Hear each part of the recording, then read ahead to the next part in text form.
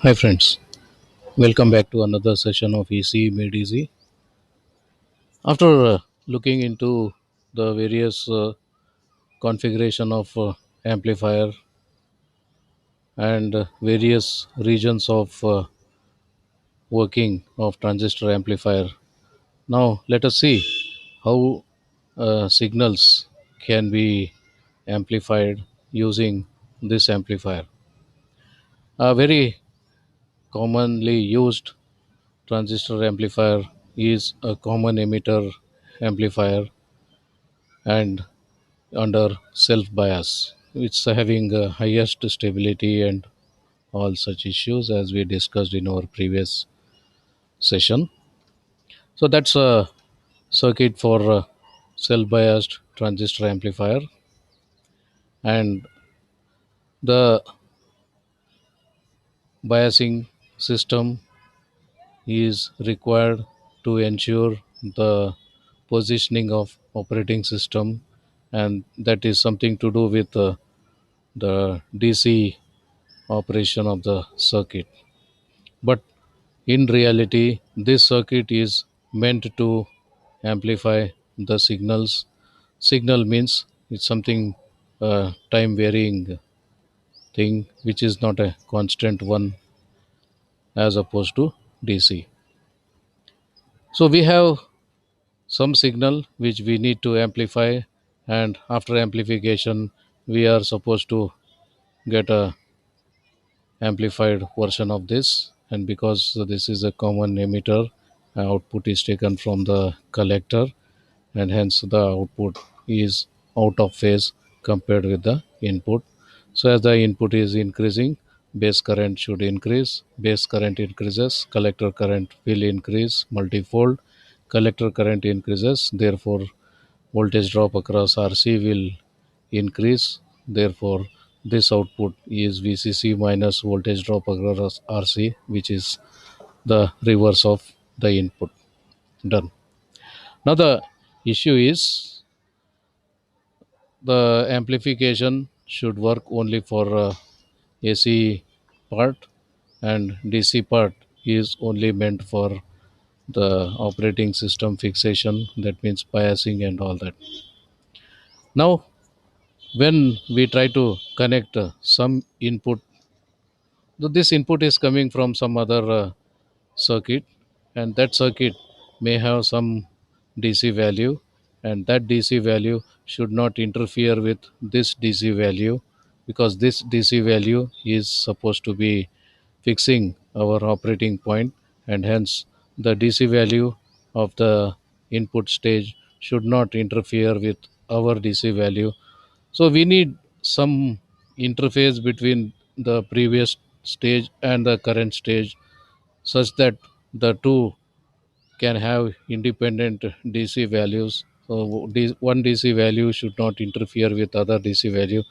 Therefore, we need something which should not allow DC to pass through.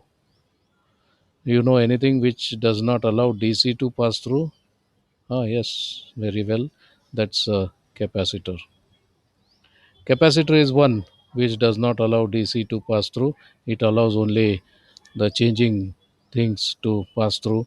So, in other words, a series capacitor and a shunt resistor is equivalent to our high pass circuit. That means it will not allow low frequencies, and DC happens to be the lowest frequency, that is zero frequency, and hence this will not allow DC to pass through. That means the DC at this point and DC at this point can be different, and if you properly select this value and these resistors, then the smallest frequency of your signal is also allowed. So it is a high pass circuit. So if you can make sure that the cutoff frequency of this is the smallest frequency of your signal, then all the signal will be available to the circuit, and no DC interference. So that way we can make sure that the DC components can be set separate. Same thing is applicable to the output side. So output, this this may be connected to some other circuitry, and that circuitry may have another different DC value, and you don't want this DC value to disturb us or this DC value to disturb next one. Therefore, make sure that the two DCs are not interfering each other. So this can be done by a capacitor, and these capacitors are used to couple the different stages. Therefore, these are called coupling capacitors. So these are the two things we require to ensure that the DC components do not interfere. The other side, if you recall the effect of using RE here, the RE was used to stabilize the operating point. That means for some reason, if the operating point shifts, then the RE will ensure that the opposite effect is created by RE so that the shift in operating point is cancelled out. But for our amplification to take place, the operating point has to shift. And if this operating point shifts, then this RE thinks that there is some problem because of which this operating point is drifting. So this one will try to correct that change. The correcting change means no more signal is available here or no more signal is made to amplify, and hence this whole circuitry fails to amplify the signal. So what is the solution? Yes, solution is this RE is meant to make sure that the DC conditions are fed back. That means the operating point when there is no signal should be maintained at its level as designed. Therefore, RE is there to ensure that under zero signal condition, the operating point should be at stable point. That means only for DC, the RE should be visible, but when it is AC, RE should not be visible. That means the AC component should not go through RE. So you need a separate path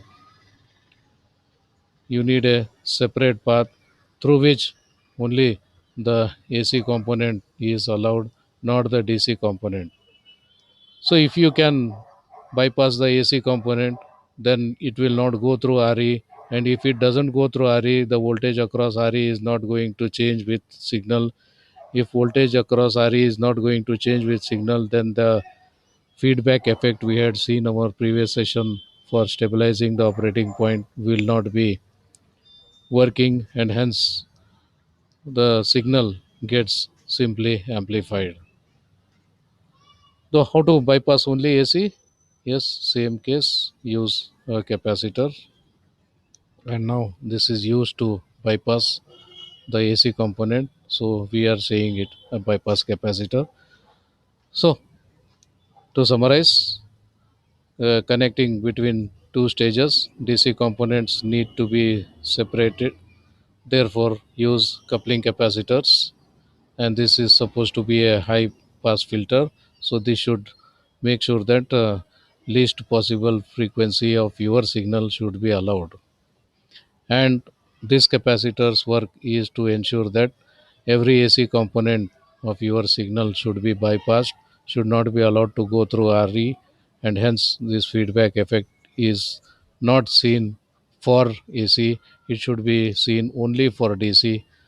This is meant for DC stabilization, not for AC. Therefore, for AC, make sure that there is a bypass capacitor.